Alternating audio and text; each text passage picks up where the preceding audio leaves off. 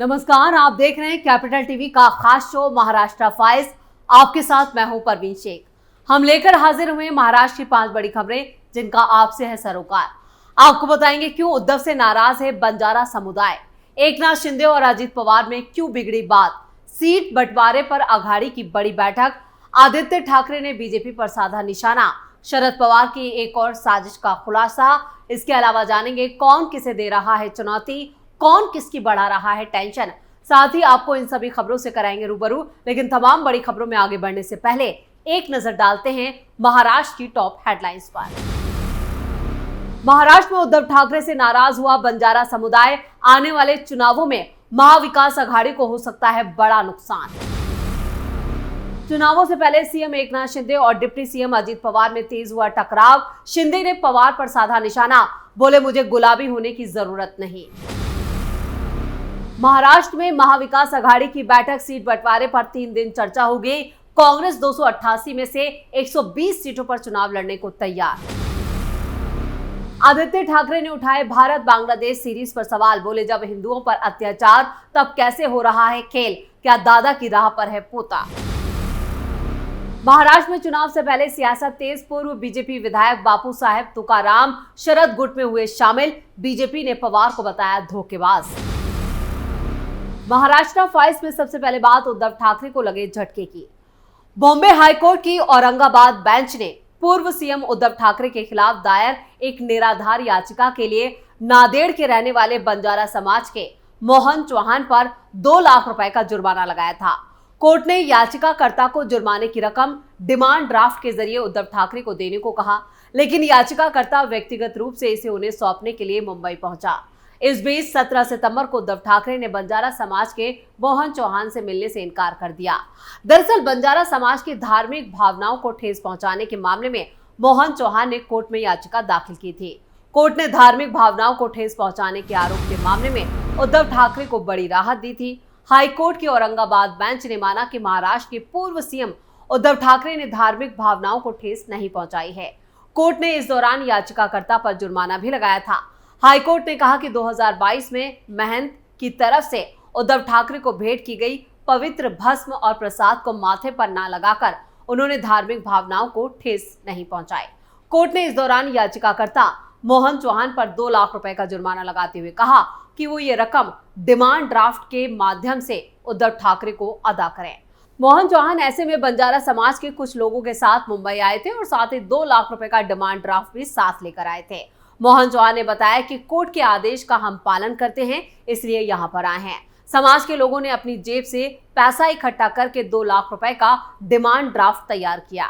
16 सितंबर को मोहन ने शिवसेना भवन कार्यालय में खत लिखकर उद्धव ठाकरे से मिलने का वक्त मांगा। मोहन ने बताया कि 19 सितंबर को डिमांड ड्राफ्ट देने का वक्त कोर्ट ने दिया था, हम तब तक उनसे मिलने का वक्त का इंतजार करेंगे। उन्होंने कहा कि उद्धव ठाकरे जानबूझकर हमसे नहीं मिल रहे हैं, शायद उन्हें लग रहा होगा कि उन्होंने बंजारा समाज का अपमान किया है। उद्धव ठाकरे ने हमारा अपमान किया है, वो हमारे मन में कायम रहेगा। हम यहाँ आकर कोई स्टंट नहीं कर रहे हैं। विधानसभा चुनाव में हमारा समाज तय करेगा कि हमें क्या करना है। आपको बता दें कि बंजारा समुदाय की ये नाराजगी आने वाले चुनावों में उद्धव ठाकरे और उनके गठबंधन महाविकास अघाड़ी को भारी पड़ सकती है, क्योंकि बंजारा समाज से महाराष्ट्र ने 2 मुख्यमंत्री भी दिए हैं। वहीं बीजेपी के बड़े नेता गोपीनाथ मुंडे भी इसी समाज से आते हैं। उनके नाम का लातूर में मंदिर तक बनवाया गया है, तो आप अंदाजा लगा सकते हैं इस समाज का कितना प्रभाव महाराष्ट्र में है। कई सीटों पर ये दखल देते हैं और काफी निर्णायक भूमिका में है। वहीं बीजेपी ने गोपीनाथ मुंडे की बेटी पंकजा मुंडे को कैबिनेट में जगह देकर बंजारा समुदाय और ओबीसी वोट को साधने की कोशिश की है। इससे साफ है कि बंजारा समुदाय की नाराजगी आने वाले चुनावों में महाविकास अघाड़ी को भारी पड़ सकती है। खबरों में आगे बढ़ते हैं और बात शिंदे और पवार में बढ़ती तल्खी की। महाराष्ट्र में विधानसभा चुनावों से पहले जहां डिप्टी सीएम अजीत पवार गुलाबी रंग में रंगे हुए नजर आ रहे हैं, तो वहीं मुख्यमंत्री एकनाथ शिंदे ने साफ कर दिया है कि उन्हें गुलाबी रंग की जरूरत नहीं है। सीएम शिंदे के इस बयान को अजीत पवार और शिंदे के रिश्तों में आई कड़वाहट के तौर पर देखा जा रहा है। महाराष्ट्र में वित्त विभाग संभाल रहे मंत्री अजीत पवार लाडली बहना योजना का ऐलान करने के बाद नए अवतार में हैं। उनकी पार्टी ने गुलाबी रंग से मेकओवर किया है। डिप्टी सीएम अजीत पवार भी गुलाबी जैकेट पहने हुए नजर आते हैं। सीएम एकनाथ शिंदे के बयान के बाद अब महायुति में गुलाबी रंग को लेकर रंग में भंग पड़ गया है। चर्चाएं शुरू हो गई हैं, क्या महायुति में सब कुछ ठीक नहीं है। सीएम शिंदे के इस बयान के बारे में जब अजीत पवार से पूछा गया तो उन्होंने कहा कि मुख्यमंत्री सही कह रहे हैं। उन्होंने कहा कि सफेद रंग अच्छा और साफ होता है। अजीत पवार भी उस दिन सहयोग से सफेद कुर्ते में थे, तो उन्होंने कहा कि यही वजह है कि उन्होंने आज सफेद रंग का कुर्ता पैजामा पहना है।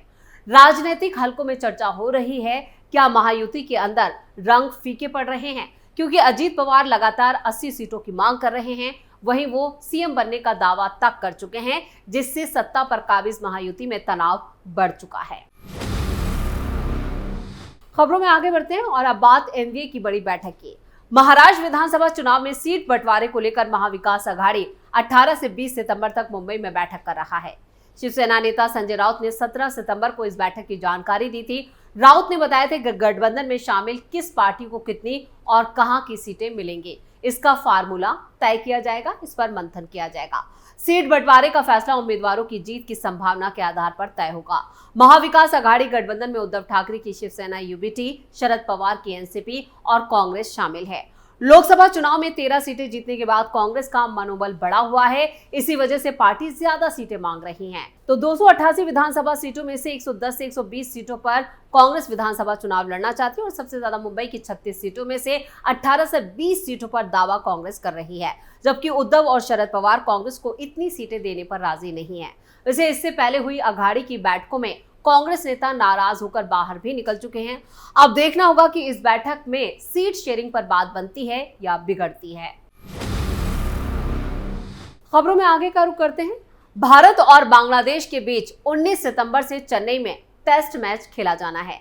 सारी तैयारियां हो चुकी हैं। दोनों टीमें चेन्नई में हैं और मैच शुरू होने के इंतजार में हैं। इस बीच टेस्ट मैच के आयोजन पर ही सवाल पैदा हो गया है। शिवसेना उद्धव गुट के नेता आदित्य ठाकरे ने अपने दादा बाला साहेब ठाकरे की तर्ज पर क्रिकेट मैच पर सवाल उठाए हैं। उन्होंने बांग्लादेश में हिंदुओं पर हो रहे अत्याचार का हवाला देकर विदेश मंत्रालय से सवाल पूछा है।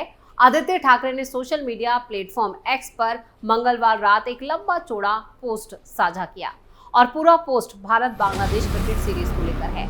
आदित्य ठाकरे की इस पोस्ट को उनके दादा बाला साहब ठाकरे की राजनीति से जोड़कर भी देखा जा रहा है। सब जानते हैं कि बाला साहब ठाकरे की अगुवाई वाली शिवसेना भारत पाकिस्तान क्रिकेट मैचों का विरोध करती थी। कुछ मौकों पर तो शिव सैनिकों ने भारत पाक मैच से पहले पिच भी खोद डाली थी।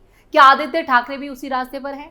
आदित्य ठाकरे ने अपनी पोस्ट में लिखा है, तो बांग्लादेश क्रिकेट टीम भारत दौरे पर है। कुछ मीडिया और सोशल मीडिया में हमें पता चला है कि बांग्लादेश में पिछले 2 महीने में हिंदुओं को हिंसा का सामना करना पड़ा है। मैं विदेश मंत्रालय से बस यही पूछना चाहता हूं कि क्या ये सही है? अगर हाँ और हिंदू और अन्य अल्पसंख्यकों को वहां हिंसा का सामना करना पड़ा है, तो फिर भाजपा की अगुवाई वाली भारत सरकार बीसीसीआई पर इतनी नरमी क्यों बरत रही है और दौरे की अनुमति क्यों दे रही है? अगर नहीं, तो क्या बांग्लादेश में हिंसा के बारे में सोशल मीडिया और मीडिया में लगातार आ रही खबरों से विदेश मंत्रालय सहमत है? यानी आदित्य ठाकरे ने बांग्लादेश और भारत की जो क्रिकेट सीरीज है उसको लेकर यहाँ पर मोदी सरकार को घेरने की कोशिश की है और उनके निशाने पर महाराष्ट्र की बीजेपी सरकार है। खबरों में आगे बढ़ते हैं। खबरों के आखिर में बात दल बदलुओं की। महाराष्ट्र में विधानसभा चुनाव से पहले ही नेताओं का दल बदलने का सिलसिला शुरू हो चुका है। पूर्व बीजेपी विधायक बापू साहेब तुकाराम पाठरे 17 सितंबर को शरद पवार की पार्टी एनसीपी में शामिल हो गए। उन्होंने पार्टी प्रमुख शरद पवार की मौजूदगी में एनसीपी का दामन थामा। महाराष्ट्र में विधानसभा चुनाव से पहले नेताओं के दल बदलने का खेल धीरे धीरे तेज होता जा रहा है। प्रदेश में इस साल के आखिर में होने जा रहे विधानसभा चुनाव को लेकर महायुति गठबंधन के कई बड़े नेताओं ने उसका साथ छोड़कर विपक्षी महाविकास अघाड़ी में शामिल हुए। इसी कड़ी में बापू साहब तुकाराम ने भी शरद पवार के साथ चलने का फैसला किया। वहीं महाविकास अघाड़ी के भी कई नेता बीजेपी का दामन थाम चुके हैं और महाराष्ट्र सरकार में मंत्री और अजीत पवार गुट की एनसीपी की नेता धर्मराव बाबा अतराम की बेटी भाग्यश्री अतराम भी हाल ही में शरद पवार गुट में शामिल हुई हैं। माना जा रहा है कि अजीत पवार ने उन्हें बहुत रोकने की कोशिश की, लेकिन उन्होंने अपना फैसला नहीं बदला और एनसीपी यानी शरद पवार गुट में वो शामिल हो गए। उन्होंने पार्टी के प्रदेश अध्यक्ष जयंत पाटिल की मौजूदगी में पार्टी की सदस्यता ली थी।